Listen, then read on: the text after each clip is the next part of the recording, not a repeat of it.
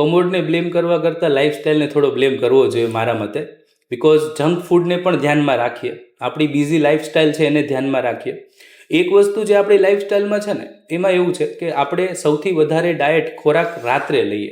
જ્યારે full family સાથે હોય, કોઈ બી નવી વસ્તુ બનશે તો બધા આપણી ફેમિલીમાં રાત્રે બનશે, જેથી સાથે બેસીને જમીએ. ખરેખર એવું કહેવાય કે સવારનું જે ભોજન છે એ રાજા જેવું હોય, બપોરનું સૈનિક જેવું હોય, અને રાતનું જે છે ને એ ભિખારી ટાઈપનું, એટલે કે ઓછું કરવું. હેલો ફ્રેન્ડ્સ, હું છું ડૉક્ટર રાહુલ ગેલાણી. આજે આપણી જોડે છે ડૉક્ટર હાર્દિક રંગાણી. સાહેબ, આપનો પરિચય આપજો.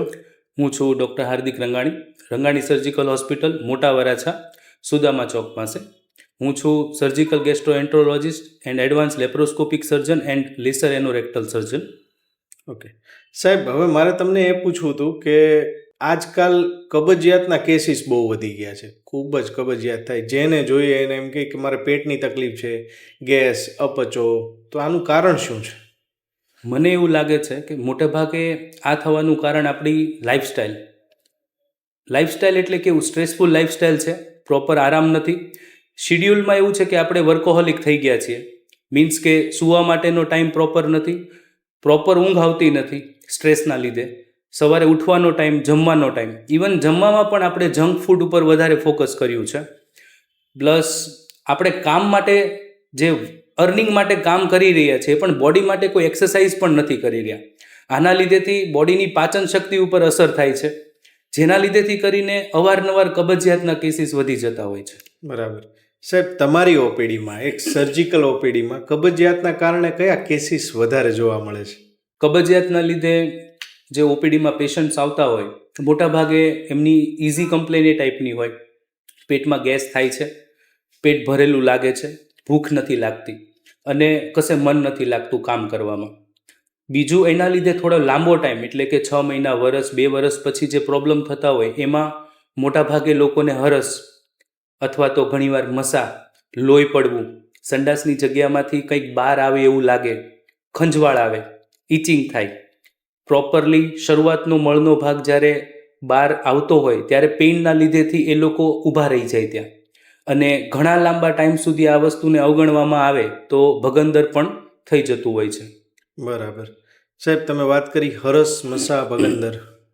લોકો આને એક જ દ્રષ્ટિએ જોતા હોય કે મસા થઈ ગયા, હરસ થયું હોય તો પણ કહેતા હોય કે આ વસ્તુ થઈ છે, મળમાર્ગના રોગો.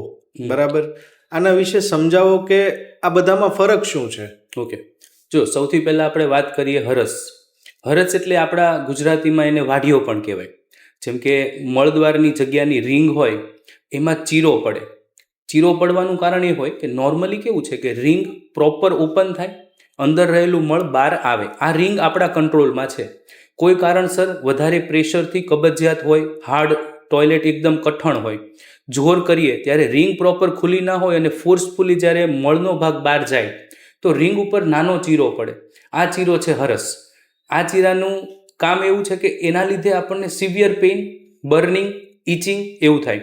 પેશન્ટ અધવચ્ચે મળ કરતાં ઊભું થઈ જાય, પાણી પણ અડે તો દુખાવો થાય. આ થઈ ગયું ફર્સ્ટ. બીજું છે મસા. મસા એઝ સચ બહારથી શરૂઆતના ભાગમાં ના દેખાય. મસા શું કરશે? 2 વસ્તુ મેઇન હોય. જો શરૂઆતના હોય, જેમ કે બીજા કે ત્રીજા ડિગ્રીના, તો મળ જ્યારે શરૂઆતનો ભાગ એમને ઘસાય ત્યારે દુખાવા વગરનું લોહી મળ સાથે અથવા તો મળ કર્યા પછી ઇમિજિએટલી ફ્રેશ બ્લડ પડતું હોય. સેકન્ડ વસ્તુ, જો ખૂબ વધારે મસા થયા હોય તો ઘણીવાર ટોયલેટ કર્યા પછી પેશન્ટને એવું ફીલ થાય કે કંઈક બહાર આવે છે. ઇનિશિયલ ફેઝમાં એ જાતે અથવા તો આંગળીથી આપણે ધક્કો મારીને અંદર નાખી શકતા હોઈએ, પણ ઘણો લાંબો ફેઝ થઈ ગયો હોય અને ખૂબ જ મોટા મસા હોય તો એ બહાર જ રહેતા હોય છે. હવે વાત કરીએ ભગંદરની. તો ભગંદર એટલે એ મળદ્વારની આસપાસ કોઈ પર્ટિક્યુલર જગ્યા, કોઈ એક જગ્યા પકડી લઈએ, ત્યાં એક નાની ફોડકી થાય, થોડું પેઇન થાય, 2-4 દિવસમાં તે ફોડકી ફૂટી જાય, અંદરથી પસ કે પાણી કે જે બી છે એ નીકળી જાય, પાછું એ જગ્યા પાછી નોર્મલ થઈ જાય. અગેન 15-20 ડેઝ, 15-20 દિવસમાં ફરી પાછું સેમ જગ્યા પર સેમ વસ્તુ રિપીટ થયા કરે. અને આની આ વસ્તુ કન્ટિન્યુઅસ ચાલુ રહે અને 1-2 મહિના પછી પેશન્ટ પોતે ફીલ કરે કે એમને આ જે ચામડીનો ભાગ છે એ થોડો હાર્ડ છે, દબાવીએ છે તો એમ અંદરથી કંઈ પાણી કે રસી નીકળે છે, જે ભગંદર છે. ભગંદર બોડીમાં ખાલી મળદ્વાર પાસે થાય એવું જરૂરી નથી, બગલમાં થઈ શકે, ડૂટીમાં થઈ શકે, થાપાના બે ભાગની વચ્ચે એટલે વાહાના એકદમ નીચેના ભાગમાં, બંને થાપાની વચ્ચેના ભાગમાં પણ થઈ શકતા હોય છે. સાહેબ, હવે મારે એવું પૂછવું હતું કે as a doctor, as a MBBS doctor, મારી પાસે જ્યારે પેશન્ટ આવે ને ત્યારે હું એને હંમેશા સર્જન પાસે રેફર કરું છું કે તમને મસા થયા છે, ભગંદર થયું છે, તો આ મારું કામ નથી. પણ માર્કેટમાં ઘણી જગ્યાએ અત્યારે હું જોઉં છું ને તો એવા પાવડર કે હર્બલ પાવડર કે આયુર્વેદિક કે ગમે અમુક ડૉક્ટર એવો દાવો કરતા હોય મારી દવા લ્યો તમને આ મસા સુકાઈ જશે. ઇવન પ્રોલેપ્સ એટલે કે બહાર નીકળી ગયું હોય ને તો એમ કે ભાઈ આ દવા લઈ જુઓ ને સારું થઈ જાય તો જ થાય એમ. ઓકે, જો ફર્સ્ટ ઓફ ઓલ હું એક વસ્તુ એ કહેવા માંગુ છું, મસા એવી વસ્તુ નથી કે એક દિવસમાં કે 5 દિવસમાં થયા. સંડાસના જગ્યામાંથી મસા બહાર આવ્યા છે, તમે 2 દિવસ પહેલાં નોટ કર્યું છે, પણ આ પ્રોસેસ ઘણા લાંબા ટાઈમની, જેમ કે 6 મહિના, વર્ષ પહેલાંની હોઈ શકે. જે પાવડર અથવા તો બીજી કોઈ દવાની વાત થઈ રહી છે કે મસા સૂકવવા માટે, બિંગ MS હું એ જ વસ્તુ તમને જણાવી શકું કે આ પાવડર અને એ બધાથી તમારી પાચન શક્તિ મજબૂત કરાવી શકીએ, જેનાથી કબજિયાત ના રહે, જેનાથી મળમાં વધારે અવરોધ ના થાય, ઇઝીલી આખું મળ જે છે મળમાર્ગમાંથી નીકળી જાય. પણ જો આ દાવો હોય કે મસા સુકાઈ જાય, તો શરૂઆતનો જે ફેઝ હોય, જ્યારે જસ્ટ મસા ડેવલપ થયા છે, મે બી એમાં કદાચ ફાયદો થઈ શકતો હોય. મે બી કહેવાનું કારણ એટલું છે કે આપણી પાસે એના કોઈ સાયન્ટિફિક પુરાવા નથી. પણ એકવાર મસા એક લેવલથી વધી જાય કે ટોયલેટ કરીએ ત્યારે રિંગ પર સોજો આવે છે કે બહાર આવી ગયા છે, જે નરી આંખે દેખાય છે, તો એ દવાથી મટવા ઇમ્પોસિબલ છે. કારણ કે એક એનાટોમી એટલે કેવું છે કે એક સંરચના છે, મળમાર્ગની સંરચના આખી વિખાઈ ગઈ છે. તો કોઈ પણ દવાના કારણે કોઈ દવા ફાકી કે એના લીધે આ પાછું નોર્મલાઇઝ થવાના ચાન્સીસ ઓલમોસ્ટ મને લાગે ત્યાં સુધી શૂન્ય છે. અધરવાઇઝ આપણે ઓપરેશન તરફ કદી ગયા જ નહીં હતા. અને જે વસ્તુ અત્યારે દાવો થઈ રહ્યો છે એમની પાસે કોઈ પુરાવા હોય તો આઈ ડોન્ટ નો, પણ આ ટાઈપના કોઈ પુરાવા છેલ્લા 12 વર્ષમાં મારી પાસે નથી આવ્યા કે કોઈ ફાકી કે કોઈ બી વસ્તુ લેવાથી જે ખૂબ જ મોટા મસા છે એને તમે સારા કરી શકો છો. બરાબર. પછી સાહેબ, આની ટ્રીટમેન્ટમાં શું આવતું હોય છે? શું આ દવાથી થાય છે કે ઓપરેશનથી થાય છે? ઓકે, ફર્સ્ટ ઓફ ઓલ આપણે છે ને પેશન્ટની કમ્પ્લેન્ટ્સ જોવી પડે, ડ્યુરેશન, ટાઈમ જોવું પડે અને એમની લાઈફસ્ટાઈલ. જેમ કે ઘણા પેશન્ટ એમ કહેતા હોય કે મને લોહી નથી પડતું, મને ક્યારેક મહિનામાં 1 વાર 2 વાર અથવા તો હું બહાર જાઉં છું સુવામાં કે ટ્રાવેલિંગની તકલીફ દરમિયાન પેઇન થતું હોય છે. તો એમની પ્રોપર હિસ્ટ્રીથી આપણને એક આઈડિયા મળે કે એમને તકલીફ છે એ હરસની છે કે મસાની છે, કેટલા ટાઈમથી છે. જેમ મેં પહેલાં કીધું એમ કે માની લઈએ કે એમને હરસની તકલીફ છે, તો આપણે બટ ઓબ્વિયસ શરૂઆતનો આપણે દવાથી અને લાઇફસ્ટાઇલ મોડિફિકેશન, જેમ કે પ્રોપર ખાવું, શું ખાવું, કેટલું પાણી પીવું અને કઈ રીતે થોડી ઘણી એક્સરસાઇઝ કરીએ જેથી પાચન શક્તિ થોડી મજબૂત થાય, કબજિયાત ના રહે. અમુક એવી દવાઓ, ટ્યુબ છે કે જેનાથી હરસ એટલે કે પેઇન, જે રિંગમાં જે દુખાવો છે ઓછો થઈ શકે અને પેશન્ટ કન્ઝર્વેટિવ એટલે કે ઓપરેશન વગર સારું થઈ શકતું હોય. બીજી વસ્તુ એવી છે કે જે પેશન્ટ છે ઓલરેડી આ બધી વસ્તુ કરી ચૂક્યું છે, 1-2 વર્ષથી સેમ વસ્તુથી પીડાય છે અવારનવાર, હવે એ પેશન્ટને બ્લડ પણ પડવા લાગ્યું છે. તો આપણે ઓપીડીમાં પેશન્ટ આવે તો એમને આપણે પ્રોક્ટોસ્કોપી એટલે કે મળદ્વારની જગ્યા ચેક કરતા હોઈએ છીએ અને પછી એમને જણાવતા હોઈએ છીએ કે ઓલરેડી એમણે 6 મહિના, 8 મહિના, 2 મહિના ખાવામાં ધ્યાન આપ્યું છે, અમુક પથ્યોના પાલન કર્યા છે જે કહેવામાં આવ્યા હતા અને પોતે બી ધ્યાન રાખે છે, છતાં પણ આ વસ્તુ અવારનવાર થાય છે. તો આ બધા ઇન્ડિકેશન, આ બધા ક્રાઇટેરિયા આવે છે ઓપરેશન તરફ જવાના. હવે વાત કરીએ ઇમરજન્સી ઓપરેશન મસા માટે, તો એના માટેના જે બેઝિક જે ઇન્ડિકેશન્સ છે એ એવા છે કે પેશન્ટને બહુ જ વધારે બ્લડ પડે છે, મતલબ મળ કરતાં વધારે બ્લડ પડી રહ્યું છે ફર્સ્ટ. સેકન્ડ, મસા બહાર આવી ગયા છે, પેશન્ટ બેસી નથી શકતું, પેશન્ટ ચાલી નથી શકતું. તો આ બધા ક્રાઇટેરિયા એવા છે કે એમાં પેશન્ટને આપણે અનિવાર્યપણે પહેલાં તો બ્લડ ચેક કરીએ કેટલું છે. ઘણા પેશન્ટ એવા હોય કે ઓપરેશન પહેલાં 3-4 આપણે બેગ બ્લડના ચડાવતા હોઈએ, હિમોગ્લોબિન નોર્મલાઇઝ થાય પછી ઇન્સ્ટન્ટ ઓપરેશન કરતા હોઈએ કારણ કે એક્ટિવ બ્લીડિંગ ચાલુ હોય છે એમને. બરાબર. સાહેબ, ઘણીવાર ઓપીડીમાં પેશન્ટ આવતા હોય, મને પણ એવું પૂછતા હોય છે કે ઓપરેશનનું કીધું છે તો કયું ઓપરેશન કરાવવું, ગન સ્ટેપલર વાળું કે ટાંકાવાળું કરાવવું, તો તમારું આ બાબતે શું કહેવું છે? આમાં એવું છે, આજે આપણે જે યુગમાં જીવી રહ્યા છીએ, આપણે ટેકનોલોજીકલી ખૂબ જ એડવાન્સ થયા છીએ. આજથી વર્ષો પહેલાંની વાત કરીએ તો એક જ ક્રાઇટેરિયા હતા કે મસા થયા છે, એમને બાંધી દો ટાંકાથી અને કટ કરી નાખો. ત્યારબાદ એડવાન્સમેન્ટ થયું ટેકનોલોજીનું, પછી સ્ટેપલર એટલે કે ગન માર્કેટમાં આવ્યા. આપણે કોઈ પણ ઓપરેશન કરાવીએ ને ત્યારે જે પેશન્ટ તરફથી કઈ વસ્તુ જોઈતી હોય, પહેલું કે પેઇન ઓછું થવું જોઈએ, બીજું બને ત્યાં સુધી ઓપરેશન પછી હું ફટાફટ મારા કામ પર જવો જોઈએ, અને થર્ડ અને જે સૌથી વધારે હોય કે ભાઈ ફરીવાર ન થાય એનું ખાસ ધ્યાન રાખજો. હવે સૌથી પહેલાં એવું છે કે આમાં મોટે ભાગે 3 ઓપરેશન છે. આમ તો ઘણા બધા છે પણ 3 મોસ્ટલી પેશન્ટ્સને ખબર હોય. જેમ કે એક સાદું છે જે ટાંકાવાળું છે, બીજું છે ગન અને સ્ટેપલર, બંને એક જ છે, અને ત્રીજું છે જે રિસેન્ટ એડવાન્સીસ છે એ છે લેસર. જે સાદું ટાંકાવાળું છે એ વર્ષો પહેલાં અને આજે પણ ઘણા લોકો કરે છે. આનો મેઇન ડિસએડવાન્ટેજ એવો હું માનું છું કે એ સિવિયરલી પેઇનફુલ છે. પ્લસ આમાં આપણે જે મસા છે એમના મૂળ પર આપણે ટાઈ કરી દઈએ છીએ અને પછી આપણે મસાને કટ કરીએ છીએ. ઓપરેશન પછી જ્યારે patient first time stool pass કરે છે ત્યારે સિવિયર પેઇન થતું હોય છે. આમાં કેવું છે, રિકરન્સ એટલે ફરી પાછા થવાના ચાન્સીસ થોડા વધારે છે. હવે બીજી વસ્તુ, ગન અને સ્ટેપલરમાં એવું છે કે આપણે ઓપરેશન દરમિયાન એક સ્ટેપલર હોય એને મળદ્વારની જગ્યામાં અંદર લઈ જતા હોઈએ છીએ.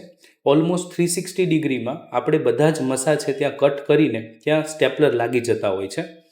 આનો બેસ્ટ બેનિફિટ એ હતો, પહેલું તો આમાં બ્લીડિંગ ઓછું હતું, રિકવરી થોડી ફાસ્ટ હતી, એન્ડ થર્ડ અને બેસ્ટ હતું, પેઇન સાદા કરતાં ઓછું થતું હતું પેશન્ટ. એટલે પેશન્ટ કમ્ફર્ટેબલ પણ ઘણા હતા અને અર્લી કામ પર પણ જઈ શકતા હતા. આમાં એક પ્રોબ્લેમ એ હતો કે આપણે જે બેઝ એટલે કે મૂળ છે મસાનું, એને આપણે એટલે કે લોહીની નળીઓ એને આપણે કંઈ નથી કરી શકતા. ત્યારબાદ બીજો પ્રોબ્લેમ એવો આવતો હતો કે આ જે બી આપણે કર્યું એ કોઈ બી વસ્તુ આપણે બોડીની અંદર એટલે કે મળદ્વારની અંદર તો છે જ, એના પછી મિનિમલ ઇન્વેઝિવ એટલે કે ઓછામાં ઓછી ચીરામાં વધારેમાં મેક્સિમમ કામ મળે. લેસર હવે જે માર્કેટમાં નવા આવ્યા છે એ ડાયોડ લેસર છે. એનો બેસ્ટ બેનિફિટ એવો છે કે એમાં આપણે કોઈ પણ ફોરેન વસ્તુ જેમ કે સ્ટેપલર હોય કે જે બી હોય, ભલે ગળી જવાવાળા, આપણે અંદર કંઈ રાખતા નથી. આપણે અંડર વિઝન જે મસા છે એમના મૂળ એટલે કે લોહીની નસ ઉપર ડાયરેક્ટલી આ લેસરથી ઇફેક્ટ આવતી હોય છે, જેનું રિકવરી રેટ ખૂબ જ ફાસ્ટ છે. બીજું, મસાના ઓપરેશન જો ગનથી કર્યા હોય તો ઘણીવાર સ્ટ્રિક્ચર એટલે કે ત્યાં નેરોવિંગ રહી જાય છે, કેમ કે આપણે 360 ડિગ્રીમાં જે સ્ટીચ લીધા સ્ટેપલરના. પણ લેસરમાં આ બધા ચાન્સીસ ખૂબ જ ઓછા છે, રિકવરી ખૂબ ફાસ્ટ છે, વસ્તુ એક છે પણ કામ ઘણા છે. જેમ કે મસામાં પણ યુઝ કરી શકીએ, અલગ ફ્રીક્વન્સીમાં આપણે આ સેમ વસ્તુ ભગંદરમાં યુઝ કરી શકતા હોઈએ, અને વાઢીઓ એટલે કે ફિશર એમાં પણ યુઝ કરી શકતા હોઈએ. લેસરનો બેસ્ટ બેનિફિટ એવો છે કે ઓપરેશન પછી વિધિન 24 અવર્સ પેશન્ટનું જે પેઇન પોસ્ટ ઓપરેટિવ એટલે ઓપરેશન પછીનું જે છે ઓલમોસ્ટ 5 to 10% જેટલું જ છે. વિધિન 2 days ઓર 3 days પેશન્ટ એના વર્કમાં ઇઝીલી જઈ શકે છે. બરાબર. સાહેબ, હવે એવું પૂછવું હતું કે હમણાં હું બહુ બધી રીલ્સ જોઉં છું, બહુ બધી પોસ્ટ જોઉં છું, એમાં જોઉં કે લોકો દોષ આપે છે ટોયલેટ સ્ટાઇલને, કે ભાઈ હમણાં આ બધા વેસ્ટર્ન કમોડ આવી ગયા ને એટલે મસાના કેસીસ વધી ગયા. પહેલાં તો ઇન્ડિયન સ્ટાઇલ હતા એટલા બધા નહોતા. આ બાબતે તમારું શું કહેવું છે? જો કમોડને બ્લેમ કરવા કરતાં લાઇફસ્ટાઈલને થોડો બ્લેમ કરવો જોઈએ મારા મતે. બિકોઝ જંક ફૂડને પણ ધ્યાનમાં રાખીએ, આપણી બિઝી લાઇફસ્ટાઈલ છે એને ધ્યાનમાં રાખીએ. એક વસ્તુ જે આપણી લાઇફસ્ટાઈલમાં છે ને એમાં એવું છે કે આપણે સૌથી વધારે ડાયટ ખોરાક રાત્રે લઈએ. જ્યારે ફૂલ ફેમિલી સાથે હોય, કોઈ બી નવી વસ્તુ બનશે તો બધા આપણી ફેમિલીમાં રાત્રે બનશે, જેથી સાથે બેસીને જમીએ. ખરેખર એવું કહેવાય કે સવારનું જે ભોજન છે એ રાજા જેવું હોય, બપોરનું સૈનિક જેવું હોય, અને રાતનું જે છે ને એ ભિખારી ટાઈપનું એટલે કે ઓછું કરવાનું. બરાબર, આપણામાં એ ઊંધું છે. જંક ફૂડનું એટલું થઈ ગયું છે હવે તો ઝોમેટો સ્વિગી છે એટલે આપણે ઈચ્છા હોય ત્યારે બધું કરી શકીએ. મારું એવું માનવું છે કમોડની સ્ટાઇલમાં કે બેસ્ટ તો ઇન્ડિયન ટોયલેટ જ છે. કારણ કે એમાં કેવું છે કે આપણી જે એંગલ છે, એંગલ એટલે કે મળદ્વારનો જે એંગલ છે પ્લસ આપણે જે થાઈ છે એ બી સપોર્ટ કરતા હોય પ્રેશર જનરેટ કરવામાં, કે આપણા જે પેટને દબાવે છે, એટલે ઇઝીલી આપણે ટોયલેટ મળપાસ કરી શકીએ છીએ. પણ આમાં પણ એક ક્વેશ્ચન એવો છે કે આજકાલ તમે જોઈ રહ્યા છો કે જે ઘૂંટણના દુખાવા, વીકનેસ, આ બધું જે પહેલાં 60-65 વર્ષે બધાને થતી હતી, હવે એ 35-40 વર્ષે થઈ જાય છે. જે મેદસ્વી એટલે કે ખૂબ જ જાડા લોકો છે એ ઇન્ડિયન સ્ટાઇલમાં બેસી નહીં શકે. ઇન્ડિયન સ્ટાઇલમાં બેસશે તો એમને 5 મિનિટ 7 મિનિટ્સ વેઇટ કરવો પડે મળનો, તો એ નથી કરી શકતા. એટલે ઇન્ડિયન સ્ટાઇલ બેસ્ટ છે, પણ જે લોકોને આ બધા તકલીફો છે, જે ખૂબ જ જાડા છે, જે નથી બેસી શકતા, તો એમના માટે વેસ્ટર્ન પણ ગણી શકાય બેસ્ટ એમ. એટલે ટોયલેટ સ્ટાઇલ આપણને હેલ્પ કરી શકે, પણ જે પ્રોબ્લેમ છે એ લાઈફસ્ટાઈલનો છે. બરાબર. સાહેબ, હવે એવું પૂછવું હતું કે આ તો થયું હરસ, મસા અને ભગંદરની વાત. આને જ લગતું એક છે પાયલોનિડલ સાઇનસ. તો આના વિશે મને સમજાવો કે આ શું વસ્તુ છે? જો પાયલોનિડલ સાઇનસનો મતલબ એવો થાય કે પાયલો એટલે હેર, નીડલ એટલે કે ગુચ્છો, એક ટાઈપનો માળો. નોર્મલી આ જે જગ્યા છે ને એ એવી છે, આપણો જે વાહાનો ભાગ છે બેકનો, એમાં સૌથી નીચેના ભાગમાં બંને બટકનો ભાગ જે છે આપણા બેસવાના થાપાના ભાગની વચ્ચે થાય. એ થવાનું મેઇન કારણ હેર છે. એટલે સમજવા માટે કહું તો મોટે ભાગે વધારે પડતું પરસેવો વળવો, વધારે હેર હોય, થોડું હાઇજીન પુઅર હોય, એ લોકોને થતા હોય છે. ગર્લ્સમાં પણ આ કોમન હવે આજકાલ થઈ ગયા છે. આ થવાનું મેઇન કારણ એવું છે કે બિકોઝ તમે ઓવરવેઇટ છો, તમારા બંને થાપા એકબીજાને ઘસાઈને જ્યારે તમે ચાલો છો ત્યારે એક નેગેટિવ પ્રેશર ક્રિએટ કરે છે. જે સ્વેટિંગ એટલે કે પરસેવો તમને વાહામાં થાય છે, એ બી બધો ત્યાંથી જ નીચે જાય છે. એટલે પણ કન્ટિન્યુઅસલી એ જગ્યા થોડી ભીની રહી છે. ચાલવાના લીધે જે ઘસારો થાય છે એટલે માઇનોર સ્કિનમાં ક્રેક પડે છે, અને આપણા જે વાળ હોય એ ઘણીવાર આ ક્રેકને લીધે સ્કિનની અંદર ચાલ્યા જાય. આટલા માઇનોર ક્રેકને શરીર 1 કે 2 દિવસમાં ભરી લે છે, અને આપણને ખબર પણ નથી હોતી. એટલે ટૂંકમાં કહેવા જાવ તો ચામડી નીચે આપણા જે વાળ છે એ આવી ગયા છે. હવે આગળ જતાં આ વાળમાં જો કોઈ ઇન્ફેક્શન થાય તો એ કહેવાય પાયલોનિડલ સાઇનસ. હવે કોઈ પણ દવાથી આ સારું એટલા માટે ન થાય બિકોઝ હેર એવી વસ્તુ છે, હેર અને બોન, આપણે ડેડ બોડીને દાટી દીધી હોય ને તો બી હેર અને બોન સૌથી છેલ્લે ડિજનરેટ થાય. હેરમાં કોઈ બ્લડ સપ્લાય, લોહીની નસો નથી. એટલે તમે ગમે તે દવા આપશો, પણ બેક્ટેરિયાને જે બેઝ મળ્યો છે એ આપણું હેર મળ્યું છે. એટલે જે પાક થતો હશે એ કદાચ ટેમ્પરરી સુકાઈ જશે. જેવી દવા બંધ થઈ થોડા ટાઈમમાં ફરી પાછો એ બેક્ટેરિયા એક્ટિવ થઈને પાક કરશે. એટલા માટે પાયલોનિડલ સાઇનસમાં જ્યાં સુધી અંદર હેર છે, હેરનો ગુચ્છો એટલે કે જે પેલું છે નાઇડસ છે, એ કાઢીએ નહીં ત્યાં સુધી આ વસ્તુ અવારનવાર થયા કરે. બરાબર. હવે સાહેબ, મારો લાસ્ટ ક્વેશ્ચન એ છે કે એક સામાન્ય વ્યક્તિએ જેને થોડી ઘણી તકલીફ થાય છે, તો એણે કઈ રીતે સેલ્ફ એક્ઝામિન કરવું, ઓકે, કે કઈ રીતે જાણવું કે મને આ મસા છે કે નહીં, અને પ્લસ એક ડૉક્ટર પાસે, એક સર્જન પાસે ક્યારે આવવું? જો સૌથી પહેલાં તો છે ને આ ટાઈપની પ્રોબ્લેમ રહેતી હોય ને તો સૌથી પહેલાં તમે તમારી એક કુટેવોને ધ્યાનમાં રાખો. જેમ કે આજકાલ માવા, તમાકુ, આ બધી વસ્તુ વધી રહી છે, અને બહારનું જંક ફૂડ મેં કીધું એમ. પેશન્ટ પાણી ઓછું પીતું હોય છે. જેમ કે આપણે કામમાં એટલા બિઝી છીએ કે પાણી માત્ર જમ્યા પછી પીવાનો ટાઈમ છે, વચ્ચે નથી પીતા. સપોઝ કોઈ પેશન્ટ છે, એમને આજે ટોયલેટના ટાઈમે થોડી બળતરા દુખાવો થયો છે, તો એમને એક વખત એ જોવું જોઈએ કે આપણે લાસ્ટ 2 ડેઝની અંદર આમાંથી કઈ વસ્તુ ફોલો નથી કરી. એમને લીલા શાકભાજી, ફળ, ફ્રૂટ્સ જેમાં નેચરલ ફાઇબર છે એ, અને પાણીનું પ્રમાણ વધારવું જોઈએ. થોડો દુખાવો વધારે હોય તો નોર્મલ ગરમ પાણીમાં 3 મિનિટ માટે બેસે અને રિંગને ખોલબંધ કરવાની. 2-3 દિવસ સુધી એમના જે વ્યસન છે એને કંટ્રોલમાં રાખો. થોડો ડાયટ મેં કીધું એ પ્રમાણે ઇમ્પ્રૂવ કરો, પાણી વધારે પીઓ. આ કર્યા પછી જો એમને સારું થઈ જતું હોય તો એમને સમજી જવું જોઈએ કે આપણે જે વસ્તુનો સુધારો કરવાનો છે એ આ જ છે. આ કર્યા પછી પણ જો પેશન્ટ અગેન એન્ડ અગેન આ વસ્તુથી પીડાતો હોય તો મારા ખ્યાલથી આપણે એક વખત એમને નજીકમાં જે બી એનોરેક્ટલ સર્જન હોય એમને કાઉન્સેલિંગ માટે જવું જોઈએ કે મેં આટલું મારી પોતાનું કેર કર્યું છે, લાઈફસ્ટાઈલ જાતે થોડી સુધારી છે, છતાં મને ફાયદો નથી થઈ રહ્યો, તો હવે શું કરું? બરાબર. થેન્ક યુ સાહેબ, તમે મળમાર્ગના રોગો, હરસ, મસા, ભગંદર વિશે ખૂબ જ સારી જાણકારી આપી.